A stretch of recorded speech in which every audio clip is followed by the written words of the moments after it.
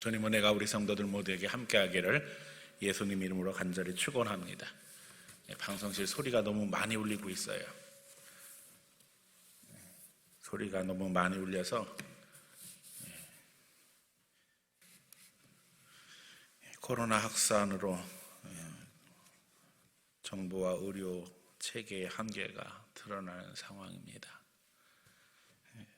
우리가 스스로 조심하지 않으면 안 되는 것이 우리 형편이 되었고, 또 우리 믿는 이들은 하나님께서 우리의 면역 체계를 활성화시켜 주셔서 이 위기를 잘 지나갈 수 있도록 기도해야 할 뿐만 아니라 이제는 종식 단계로 들어갈 수 있는 은혜가 있기를 기도해야 할 줄 압니다.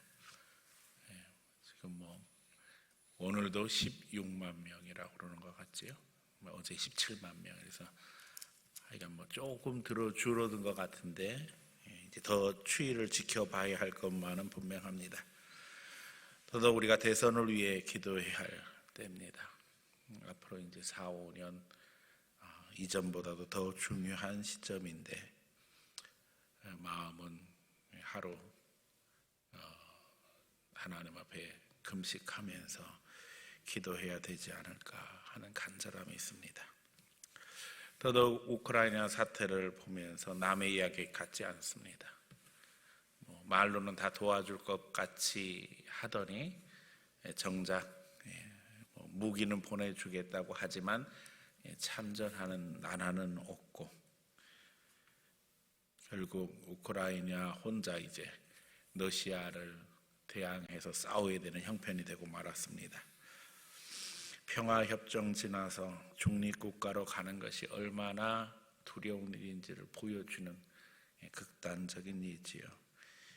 우크라이나를 중립국가로 만들어 놓겠다 하고는 이제 아무도 도와주지 않는 형편이 되었고, 우크라이나 입장에서는 반러시아 하지 않으면 또 살아갈 수 없는 상황이니까 하여간 상황은 복잡합니다. 그런데 러시아가 우크라이나를 대하는 태도와 중국이 우리를 대하는 태도가 별반 다른 것 같지 않아서 또 생각이 많습니다. 다 기도해야 할 것들입니다. 우리가 아는 것처럼 우크라이나도 러시아도 우리하고 신앙 전통은 같지 않지만 정교회라고 해서 상당한 그리스도인들이 있습니다. 당장 보니까 뉴스에 우크라이나 사람들이, 한국에 있는 우크라이나 사람들이 함께 모여서 기도하는 모습이 이렇게 비춰졌어요. 하나님을 간절히 바라볼 수뿐이 없는 상황에 처해 있고, 또 그들이 하나님 앞에 간절히 기도한다면 하나님이 도와주실 줄로 믿습니다. 우리도 우크라이나의 평화를 위해서 기도해야 할 줄로 압니다. 이제 본문으로 들어갑니다. 지난주에 아브라함을 향한 훈련 첫 번째인데 오늘 이제 두 번째 시간입니다. 지난주에 양보 책임, 또 언약 안에서의 신앙 훈련, 결국 이 훈련이 계속되어집니다. 사실 인생을 살아가면서 실전과 훈련의 명확한 구분이 어려운 것은, 훈련이 분명 실전을 위한 것임에도 불구하고 인생에서는 훈련 자체가 실전이라는 거죠. 우리가 단지 인생의 도전을 훈련이라고 말할 수 있는 이유는 더 나은 상황을 기대하기 때문에 하나님 앞에 당하는 어려움과 위기를 훈련이라는 표현으로 받아들입니다. 더더욱 우리는 하나님의 인도하심 가운데 우리가 가는 길에 하나님이 여러 단계를 만들어 놓으시고 한 단계 한 단계 올라가도록 역사하신다는 것을 깨닫고 있습니다. 그런 의미에서 그리스도인들에게는 인생 자체가 훈련이고 바로 실전이기도 합니다. 본문의 아브라함에게도 계속되는 상황 속에서 훈련은 진행되어집니다. 그러면서 중요한 것은 신앙과 삶의 영역이 더 커져가고 아브라함이 더 큰 사람이 되게 하신다는 것입니다. 우리도 다시 이제 창세기 18장 상황으로 들어가 오늘 우리가 말씀 속에서 아브라함이 되기 원하며 또 훈련받기 원하며 성장하기 원합니다. 아브라함을 향한 훈련, 우리를 향한 하나님의 훈련이라는 사실을 기억하시면서 오늘 말씀 속에서 나를 찾고 또 그 가운데서 믿음으로 세워지는 귀한 성도들이 다 되어지기를 예수님 이름으로 간절히 축원합니다. 첫 번째는 영접 훈련입니다. 오늘 본문에 보면 하나님이 천사와 함께 아브라함의 집을 방문하시는 내용입니다. 아브라함이 처음부터 하나님을 알아보았는지는 확실하지 않습니다. 단지 아브라함이 눈을 들어 볼 때 나그네의 일행을 확인하고 적극적으로 초청하고 영접하는 것을 보게 되어집니다. 지나가는 나그네를 볼 때에 자기 집으로 초청하는데 보니까는 몸을 굽혀 영접했다고 했어요. 또 내 주여 내가 주께 은혜를 입어 싸우면 원하건대 종을 떠나 지나가지 마옵시고 물을 조금 가져오게 하사 당신의 발을 씻으시고 나무 아래 쉬소서 해서 물로 발을 씻기고 또 계속 뒤에 본문처럼 이제 떡을 준비하고 음료를 준비해서 아브라함이 하나님을 대접하는 것을 보게 되었습니다.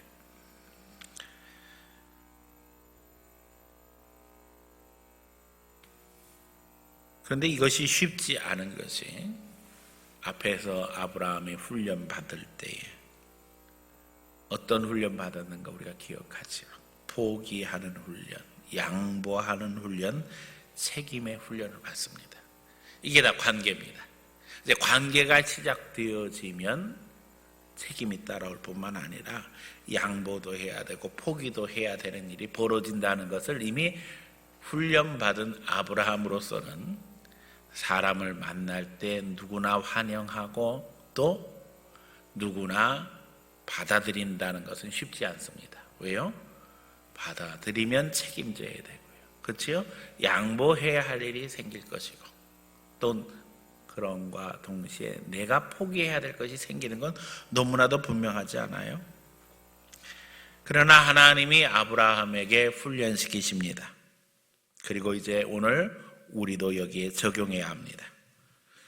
우리가 때때로 사람들과의 관계 속에 포기도 하고 책임도 지고 양보도 해야 되는 것이 분명한데도 하나님은 오늘 우리가 주의 영혼들을 주목하며 마음으로 인정할 뿐만 아니라 더 나아가 우리 한 사람 한 사람이 섬기는 그리스도인으로 서기를 원하신다는 겁니다. 지금 우리 교회는 영접 훈련이 간절한 때입니다. 교회가 입당한 후에 코로나 사태로 말미암아 많이 위축되었습니다. 그럼에도 불구하고 우리가 아는 것처럼 많은 영혼들이 새롭게 교회를 찾았습니다. 교회에 등록한 분만 한 70명 가까이 돼 가고 있어요. 아브라함의 자세를 배워야 할 때입니다. 아브라함이 어떻게 오늘 영접합니까? 장막문에 앉아서 눈을 들어 멀리 바라보고 있습니다. 그때 일행이 나타납니다. 그리고 강권해서 자기 집에 오도록 초청합니다. 그리고 용숭하게 대접합니다. 우리 주의 영혼들을 돌보며 우리는 교회로 그들을 인도해야만 합니다. 그런데 우리 짐이 큽니다. 지금 항동에 새롭게 이사 온 사람들의 숫자가 얼마죠? 10,000명이 넘습니다. 아이고, 세 사람이라면 어떻게 해볼 수 있을 것 같은데, 그렇죠? 10,000명이나 되니까 우리 짐이 간단하지 않습니다. 우리가 눈을 들어보면 우리 주의 영혼들이 지금 뭐 다 차고 넘쳐서 이제 빈집 하나도 없잖아요. 하나님 앞에 기도해야 할 줄로 믿습니다. 주여 우리에게 감당할 만한 능력을 주시옵소서. 특별히 아브라함의 집을 찾아온 이는 다른 누가 아니라 하나님이셨습니다. 오늘 본문이 이야기하는 것처럼 여호와께서 찾아오셨다고 기록하고 있지요. 더더욱 여기 우리가 읽은 본문 18장 뒷부분과 19장의 이야기를 종합적으로 연결해 보면 셋이 방문했는데 둘은 떠나고 하나님은 남아서 아브라함과 이야기를 하고, 하나님과 함께 했던 두 천사는 소돔 고모라로 가서 아브라함의 조카 롯을 구출하는 것으로 그렇게 기록이 되어 있습니다. 아브라함이 소돔과 고모라를 위해 기도하는 장면은 아브라함의 집을 찾은 분이 바로 하나님이심을 분명하게 드러내고 있습니다. 예수님은 말씀하시기를 내 이름으로 소자 하나를 대접한 것도 곧 나를 대접한 것이라 말씀하셨어요. 그래서 물 한 그릇이라도 대접하면 하늘에 상급이 있다고 하셨지요. 더더욱 바울은 말하기를 모든 사람에게 죽게 하듯 하라고 했습니다. 예수님은 친히 제자들의 발을 씻어 주심으로 섬김의 본을 보여주셨습니다. 이 훈련을 통해 우리는 하나님의 마음을 배우게 될 뿐만 아니라 세상에 나가서도 영향력 있는 하나님의 자녀로 성장하게 되는 것입니다. 주님이 오늘 영접의 훈련, 다른 사람을 기꺼이 맞아들일 뿐만 아니라 섬기는 훈련을 통해서 우리가 다른 사람을 품을 수 있는 지도자로 훈련시키신다는 겁니다. 어디서부터요? 교회에서부터. 다른 사람이 나를 맞아주기를 바라는 것이 아니라 내가 다른 이들의 영혼을 품을 수 있고 다른 사람들을 위해서 기도할 수 있고 섬길 수 있는 사람이 되어야 되겠다는 겁니다. 사실 모든 사람들이 나를 환영해주고 반겨주기를 바라는 것은 어떻게 생각하면 본능인지도 모르겠습니다. 하지만 정작 나는 그렇게 하지 못하는 경우가 우리의 현실입니다. 더더욱 오늘 우리가 코로나로 인해서 위축되었고 그게 핑계가 되고 말았어요. 그러나 이제 인사하고 환영하고 마음으로 서로를 영접할 수 있는 성도들 되시기를 바랍니다. 격려하고 들어주고 칭찬해 줄 때 오히려 우리는 그 가운데서 함께 하시는 하나님의 은혜를 체험하며 또 하나님의 사람으로 우리 모두가 다 성장해 갈 수 있는 것입니다. 오늘 아브라함의 모습을 잘 보고 배워서 우리도 섬기며 영접하며 대접하며 그 가운데 은혜 누릴 수 있는 성도들 되시기를 예수님 이름으로 간절히 축원합니다. 구체적으로 무엇부터 훈련해야 될까요? 내 옆에 있는 분들하고 인사하고 좀 기쁜 마음으로 대할 수 있었으면 좋겠습니다. 지금 마스크 써가지고 우리가 다 불편하지요. 그럼에도 불구하고 마음은 전달됩니다. 이신점심입니다. 마음으로 영접하고 다른 영혼들을 귀히 여길 수 있는 성도들 되시기를 축원합니다. 두 번째, 웃음 훈련입니다. 아브라함이 나그네를 영접할 때 그들이 아내의 행방을 묻습니다. 내 아내가 어디 있느냐? 그리고 이런 말 하죠. 내년 이맘때 아들이 있을 것이다. 아브라함은 이것이 인간적인 상식으로 절대 불가능함을 이야기합니다. 이때의 아브라함의 나이가 몇 살이지요? 99살이에요. 100세의 아들 얻었으니까. 사라는 10살 아래니까는 89살이죠. 89살짜리 아내와 99살짜리 남편, 여기서 애가 태어난다는 게 가능하겠어요? 말도 안 되는 소리죠. 사라가 내년 이맘때 아들이 있으리라는 이야기를 장막 뒤에서 듣고는 어떻게 했다고요? 웃었다고 그랬어요. 자, 1년 뒤에 진짜 아들이 태어나서 이름을 지었는데 이삭입니다. 이삭이라는 이름의 뜻이 웃음입니다. 자, 우리는 언제 웃습니까? 웃음은 긴장의 완화를 의미합니다. 사람들은 긴장이 완화될 때 웃습니다. 그래서 긴장을 풀기 위해서 억지 웃음을 짓기도 합니다. 코미디를 보면서 사람들이 웃음을 기대합니다. 아마 코미디언들은 엄청 부담이 될 것입니다. 그런데 웃음에는 법칙이 있습니다. 웃길 수 있는 방법이 있다는 겁니다. 그것은 긴장을 완화시키는 겁니다. 그리고 속도가 빠를수록 웃음은 극대화됩니다. 긴장을 완화시키는 속도가 빠를수록 웃음은 극대화된다는 거예요. 자, 바보 연기가 사람들의 웃음을 끌어내는 것은 우리를 긴장에서 벗어나게 하기 때문입니다. 바보 연기를 보면서 사람들은 속으로 그렇게 생각합니다.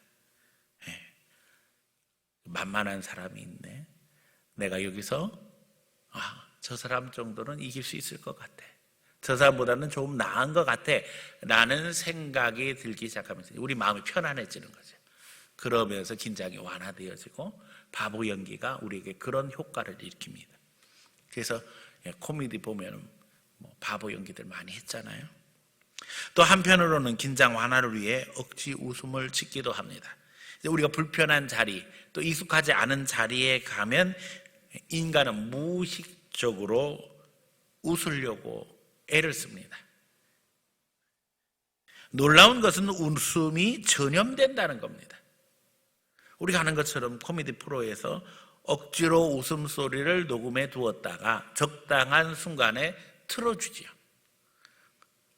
그런데 그 소리를 듣고 우리가 여기서 웃어야 되는구나 하고 사람들이 같이 웃습니다. 가끔 흔히 형광등이라고 부르는 분들이 있어서 반응을 늦게 하는 분들이 있습니다. 그런데 이런 경우에 그 형광등으로 불려지는 그분이 늦게 반응해서 웃으면 너무나도 재미난 것은 주위에 있는 사람들이 안 웃던 사람들도 일시에 다 웃습니다.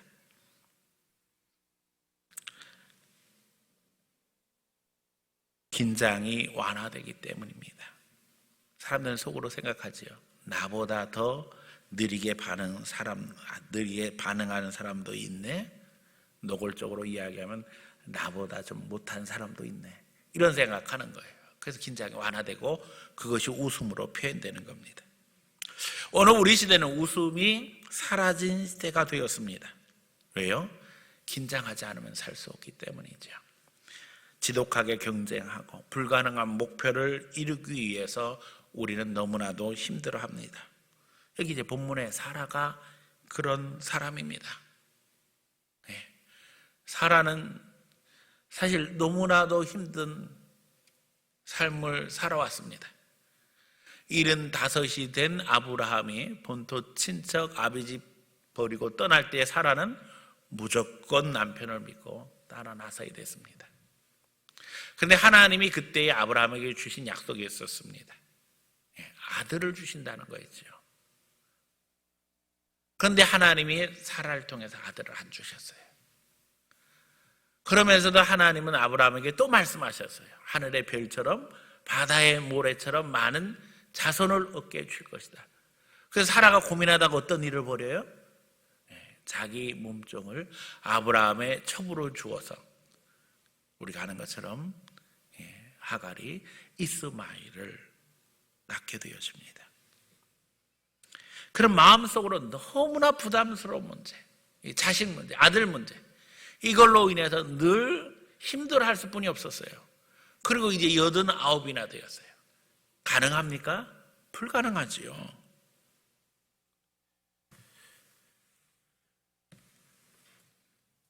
그런데 아들이 있을 것이라는 말을 들을 때에 그의 부담감이 사라졌기 때문에, 긴장이 완화됐기 때문에 웃는 걸까요? 아니에요. 어색한 거예요.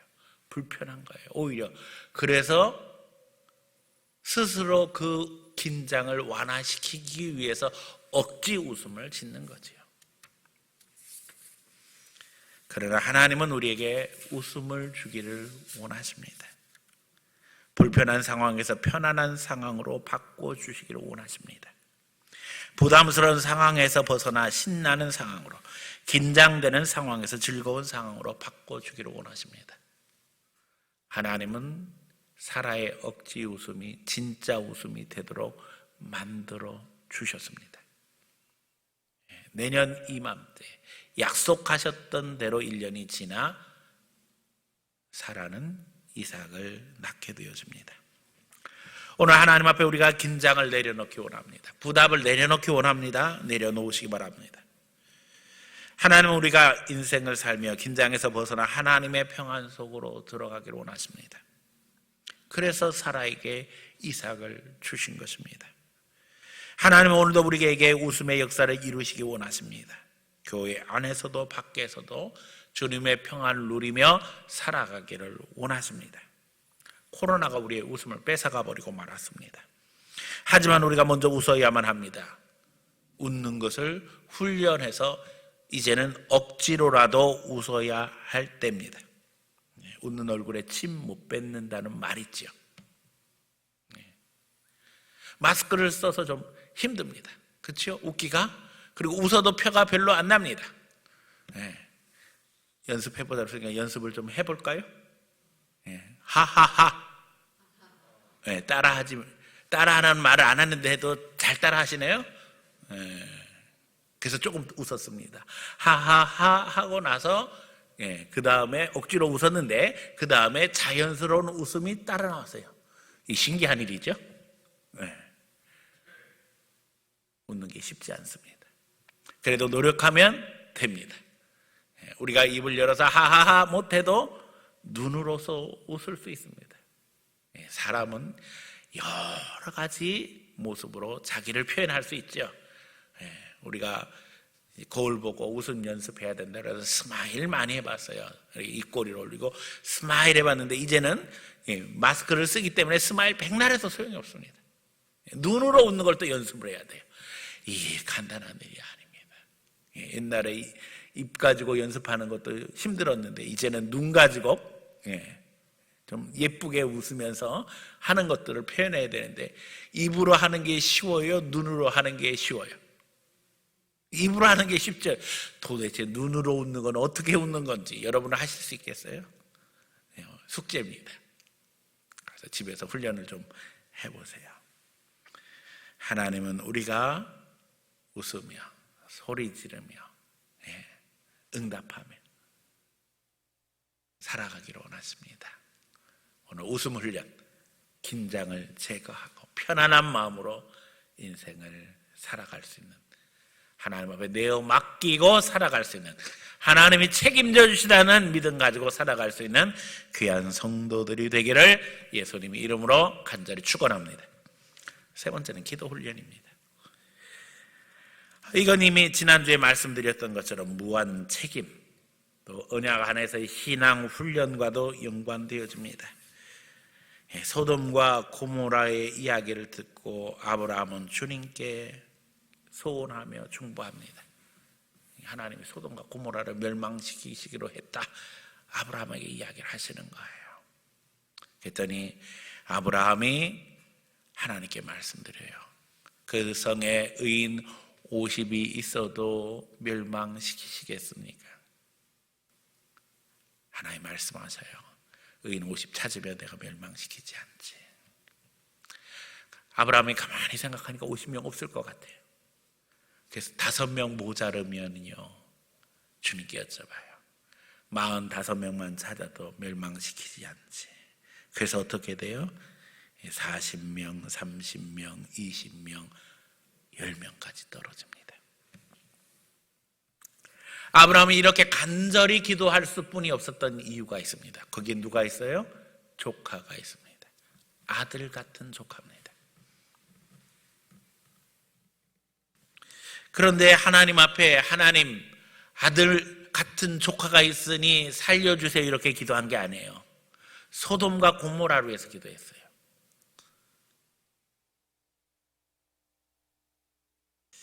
사실 조카로 또 귀하지만 이 소돔과 고모라에는 어떤 사연이 있어요. 전쟁 중에 조카롯이 끌려갔기 때문에 어떻게 했어요? 아브라함이 가서 목숨 걸고 건져왔잖아요. 그 사람들이 지금 거기 다 있는 거예요. 내가 생명 걸고 가서 건져온 사람들이 거기 있으니까는 그 사람들은 그래도 좀 괜찮은 사람이겠지, 이렇게 생각하고 이야기하는 거예요. 50명은 있지 않겠습니까? 근데 있다는 거예요, 없다는 거예요? 없다고 하나님 말씀하셔요. 기가 막히죠. 그 중에 5명 모자르면요, 45명 찾은 내가 멸망시키지 않지. 이렇게 해서 결국은 10사람 이야기하는데 10사람도 없어서 결국 소돔과 고모라는 멸망의 길을 가게 되어집니다. 여러분, 아브라함이 목숨 걸고 전쟁 나가서 수많은 사람들을 살려왔는데 소돔과 고모라 망하는 날에는 그 수고가 모두 다 어떻게 돼요? 헛것되고 말잖아요. 기가 막힌 일이에요. 그래서 하나님 앞에 아브라함은 기도하지요. 그런데 그 모든 게 다 허사가 되고 맙니다. 우리는 기도 훈련을 통해서 잘합니다. 우리가 하나님 앞에 다 요구한다고 들어주시는 거 아니에요. 네, 제가 늘 이야기하잖아요. 기도는 하나님 앞에 내가 기도한다고 다 들어주시는 게 아니라니까요. 제가 늘 강조하는 게 뭐예요? 하나님은 더 좋은 걸로 역사하세요. 그 더 좋은 것의 핵심이 뭐예요? 하나님의 뜻이에요. 네. 거기에 성령님이 역사하세요. 그럼에도 불구하고 주님은 기도하게 하십니다. 그리고 그 기도를 통해서 우리가 하나님과 교제하며 하나님의 뜻을 알아가게 하셔요. 사실은 아브라함의 간절함보다 하나님의 간절함은 더 큽니다. 아브라함이 목숨 걸고 가서 조카 롯과 다른 사람들 다 살려왔지만, 여러분, 그 모든 인생의 주인은 누구셔요? 하나님이셔요. 오늘 의인 50명만 있으면 살려주세요. 45명만 있으면 살려주세요. 40명만 있으면 살려주세요. 30명만 있으면 살려주세요. 10명만 있으면 살려주세요. 아브라함이 기도하지만 사실은 하나님의 마음은 더 간절하죠.